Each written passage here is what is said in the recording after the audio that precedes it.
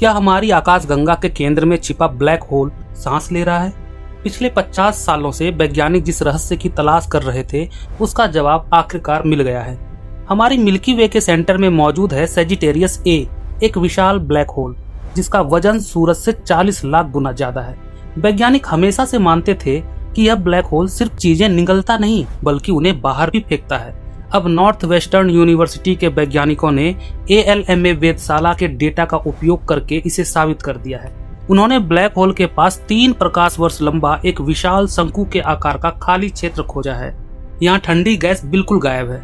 ये खाली जगह साबित करती है कि ब्लैक होल से एक गर्म और शक्तिशाली हवा निकल रही है, जिसने अपने रास्ते की सारी गैस को या तो बाहर धकेल दिया या गर्म कर दिया है। नासा की चंद्रा एक्सरे वेधशाला ने भी इस हवा की पुष्टि कर दी है। वैज्ञानिकों का कहना है कि यह हवा पिछले 20,000 सालों से लगातार बह रही है।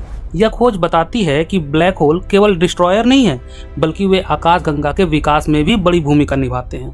ब्रह्मांड के इस अनोखे रहस्य के बारे में आपका क्या सोचना है? कमेंट्स में जरूर बताएं और ऐसे ही स्पेस फैक्ट्स के लिए सब्सक्राइब करें।